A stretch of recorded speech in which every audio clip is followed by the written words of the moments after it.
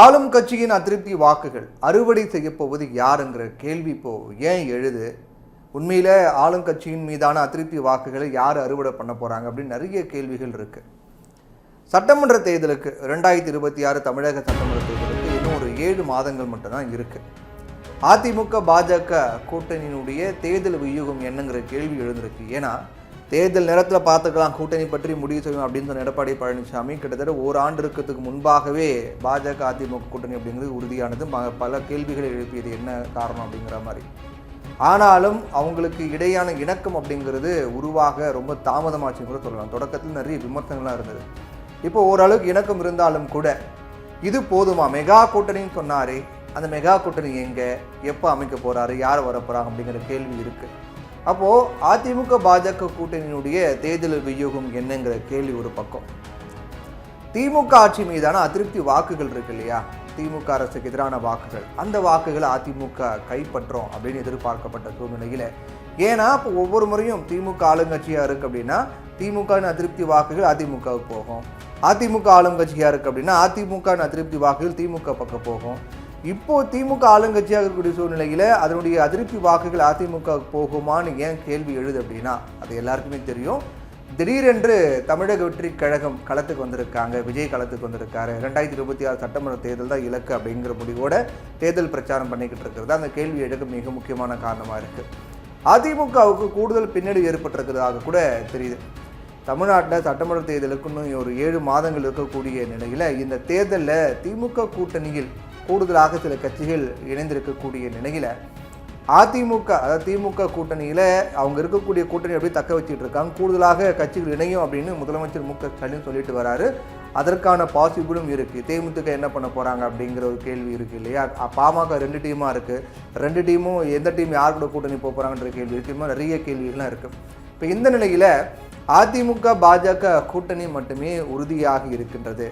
பாமக தேமுதிகவுடைய நிலைப்பாடு என்ன? அவங்க அதிமுக கூட்டணியில் சேர போகிறாங்களா, இல்லை பாஜகவோட சேர போகிறாங்களா அப்படிங்கிற மாதிரி ஒரு கேள்வி தொடர்ச்சியாக இருந்துகிட்டு இருக்கு. இதுவரைக்கும் எந்த கட்சியுடனும் பேச்சுவார்த்தை கூட நடத்தலை. எல்லாமே தேமுதிக பொறுத்த வரைக்கும் ஜனவரியில் நாங்கள் மாநாடு போட்டு அறிவிக்க போகிறோன்றாங்க. பாமக பொறுத்த வரைக்கும் என்ன நடக்க போகுது அப்படின்னு தெரியல. இப்போ தான் மீட்டிங் போயிட்டுருக்கு. ராமதாஸ் தரப்பில் ஒரு மீட்டிங் போயிட்டுருக்கு, அன்புமணி தரப்பில் ஒரு மீட்டிங் போயிட்டுருக்கு. அப்போ அவங்க என்ன பண்ண போகிறாங்க அப்படிங்கிறது தெரியல. திமுக ஆட்சி மீதான அதிருப்தி வாக்குகள் அதிமுக கிடைக்கும் அப்படின்னு எதிர்பார்க்கப்பட்டது. ஆனால் திடீர்னு நடிகர் விஜயுடைய தமிழக வெற்றி கழகம் திமுகவை கடுமையாக சாடிட்டு வராங்க. போகிற இடமெல்லாம் திமுகவை டார்கெட் பண்ணி விஜய் பேசிட்டு வராரு. ஒவ்வொரு சனிக்கிழமையும் திமுக மற்றும் பாஜக சும்மா ஒரு பேரளவுக்கு விமர்சிக்கிறாரு. மற்றபடி பாஜக பற்றி பெரிய அளவு விமர்சனம் கிடையாது. எங்களுடைய கொள்கை எதிரி, அரசியல் எதிரி அப்படின்லாம் சொன்னாலும் கூட பாஜகவை பற்றி பெரிய அளவு ஒரு ஒன்லைனில் கடந்து போயிடுறாரு. திமுகவை கடுமையாக அட்டாக் பண்ணிட்டு வராரு விஜய். இப்போது உள்ளூர் பிரச்சனைகளையும் விஜய் பேச தொடங்கி இருக்கிறதால ரொம்ப எதிர்பார்ப்பு அப்படிங்கிறது ஏற்படுத்தியிருக்கு. அதே போல் திமுகவுக்கு எதிரான அதிருப்தி வாக்குகளும் தமிழக வெற்றி கழகம் பக்கம் சாயத்துக்கான வாய்ப்புகளும் அதற்கான அறிகுறிகளும் தென்பட்டு இருக்கு. ஜெயலலிதா இருந்தபோது மகளிருடைய வாக்குகள், பெண்களுடைய வாக்குகள் அதிமுகவுக்கு அதிக அளவு கிடைச்சிட்டு வந்தது. டிஃபால்ட்டாக ஜெயலலிதா இருக்காங்க அப்படின்னா அவங்க பெண்கள், ஒரு குறிப்பிட்ட பெண்களுடைய வாக்கு அதிமுக பக்கம் போயிட்டு இருந்தது. இப்போ விஜயோட வருகைக்கு பிறகு அதை அறுவடை செய்ய போவது யார் அப்படிங்கிற கேள்வி எழுது. தமிழக வெற்றி கழகத்தினுடைய முதல் தேர்தல் அப்படிங்கிறதால எல்லா கட்சிகளுக்கும் ஒரு பாதிப்பு இதனால் இருக்குமா அப்படிங்கிற மாதிரியும் ஒரு கேள்வி எழுது. அதில் அதிமுக பாஜக கூட்டணிக்கு மிகப்பெரிய சிக்கல் உருவாகலாம் அப்படின்னும் சொல்லப்படுது.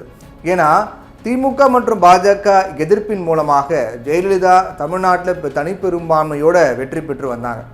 இப்போ ஜெயலலிதாவுடைய ஃபார்முலாவை விஜய் கையில் எடுத்திருக்காரு. என்ன எடுத்திருக்காருன்னா திமுக மீது கடுமையான எதிர்ப்பு. திமுக எதிர்ப்பு வாக்குகள் அதிமுக மட்டுமே அறுவடை செஞ்சு வந்த நிலையில் இப்போ தமிழக வெற்றி கழகமும் பங்குக்கு வந்திருக்காங்க. இதனால் அதிமுக பாஜக கூட்டணியின் தேர்தல் வியூகம் என்னவா இருக்க போகுது, அவங்க அதுக்கேற்ற வகையில் என்ன டஃப் கொடுக்க போகிறாங்க, அவங்க பிளான் என்னவா மாற்ற போகிறாங்கிற கேள்வி இருக்குது.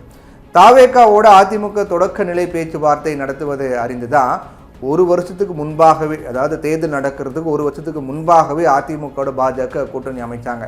இப்படி விட்டனா அதிமுக தாவேக கூட்டணி அமைஞ்சிடும், பாஜக காணாமல் போயிடும் அப்படிங்கிறதால பாஜக முன்கூட்டியே, ஏன்னா எடப்பாடி பழனிசாமி தேர்தல் நெருக்கத்தில் பார்த்துலாம் சொல்லிட்டு வந்தார். 2026 அடுத்த தேர்தலில் கூட பாஜகவோட கூட்டணி இல்லைன்னு சொல்லிட்டு வந்தாங்க. அப்புறம் கொஞ்சம் கொஞ்சம் அப்படியே பேச்சை மாற்றி தேர்தல் நெருக்கத்தில் பார்க்கலான்னாங்க. அப்போ ஒரு வருஷத்துக்கு முன்னாடியே பாஜக அதிமுக கூட்டணி அமைஞ்சதுக்கு விஜய் தான் காரணம் அப்படின்னு சொல்லப்படுது. அதிமுக தாவேக கூட்டணி அமைஞ்சிருமோ அப்படிங்கிறதால முன்கூட்டியே முந்திக்கலாங்கிறதுக்காக பாஜக முந்திக்கிட்டாங்க அப்படின்னு சொல்லப்படுது. அதுக்கப்புறம் எடப்பாடி பழனிசாமியினுடைய தொகுதி வாரியான சுற்றுப்பயணம் மூலமாக 2 கட்சி தொண்டர்களிடையே ஓரளவுக்கு இணக்கம் அப்படிங்கிறது ஏற்பட்டிருக்கு பாஜக அதிமுக இடையே. இதுக்கு பிறகு அடுத்த கட்டமாக பாஜக தரப்பில் மாநாடுலாம் அறிவிச்சிருக்காங்க. தமிழக பாஜக தலைவர் நயினா நாகேந்திரன் சுற்றுப்பயணம் போக போகிறாரு. அதிமுக தரப்பில் திமுக எதிர்ப்பை தீவிரப்படுத்த முடிவு செஞ்சுருக்காங்க. ஆனால் அது ஓவர்டேக் பண்ணக்கூடிய வகையில் விஜய் பண்ணிக்கிட்டு இருக்காரு. விஜய் முக்கிய பிரச்சனையாக உருவெடுத்து வர்றதை அதிமுகவினுடைய 2ஆம் கட்ட தலைவர்களாக உணர்ந்திருக்காங்க. ஆனால் தாவேகாவையும் சேர்த்து அட்டாக் பண்ண வேண்டிய நிலை உருவாகி இருக்கு அதிமுகவுடைய 2ஆம் கட்ட தலைவர்களுக்கு. இதை எடப்பாடி பழனிசாமி எப்படி கையாள போகிறார் அப்படிங்கிறதே மிகப்பெரிய கேள்வியாக இருக்குது. ஏன்னா அதிமுகவை விஜய் பெரிய அளவில் சீண்டாத ஒரு நிலையில் விஜய் விமர்சிக்க வேண்டாம் அப்படின்னு எடப்பாடி பழனிசாமி அறிவுறுத்தியிருக்காருன்னு சொல்லப்படுது. எடப்பாடி பழனிசாமியே ஒரு முக்கியமான கேள்விக்கு ரொம்ப சாதாரணமாக கடந்து போயிட்டார். என்ன கேள்வினா, தமிழகத்தில் வரக்கூடிய சட்டமன்ற தேர்தலில் தமிழக வெற்றி கழகத்துக்கும் திமுகவுக்கும் இடையே தான் போட்டி அப்படின்னு விஜய் சொல்லிட்டு வராரு. அதை பற்றி உங்களுடைய கருத்து என்ன அப்படின்னு கேட்குறாங்க எடப்பாடி பழனிசாமி கிட்ட. எவ்வளோ முக்கியமான கேள்வி. அதிமுக சீன்லே கிடையாது அப்படிங்கிற மாதிரி விஜய் சொல்லிட்டு இருக்காரு. திமுக வெர்சஸ் தாவேகா மட்டும்தான் அப்படிங்கிற மாதிரி சொல்கிறாருன்னா, அப்போது அதிமுகவுடைய தலைவராக இருக்கக்கூடிய பொதுச் செயலராக இருக்கக்கூடிய எடப்பாடி பழனிசாமி எவ்வளோ ஆக்ரோஷம் பதில் சொல்லியிருக்கணும். ஆனால் அதுக்கு அவர் சொல்கிறாரு, ரொம்ப சாதாரணமாக சொல்கிறாரு, அது அவருடைய கருத்து, ஆனால் தமிழக மக்கள் தான் இதுக்கு பதில் சொல்லணும் அப்படின்னு சொல்லி கடந்து போயிடுறாரு. களத்தில் அதிமுகவின் வாக்குகளை தாவேகா கைப்பற்றி வருவதால் வரக்கூடிய காலங்களில் திட்டங்களை மாற்ற வாய்ப்பு உள்ளதாக கூட சொல்லப்படுது. என்ன பண்ண போகிறாரா? எடப்பாடி பழனிசாமி விஜய் விமர்சிக்க மாட்டாரு, விஜய் அதிமுக விமர்சிக்க மாட்டாரு. அப்போது மறைமுகமாக ஒரு கணக்கு இருக்கிறதுக்கான வாய்ப்பும் இருக்கிறதா அப்படிங்கிற கேள்வி இருக்குது. என்னென்ன மாற்றங்கள் வரப்போகுது அப்படிங்கிறதையும் பொறுத்து தான் நம்ம பார்க்கணும்.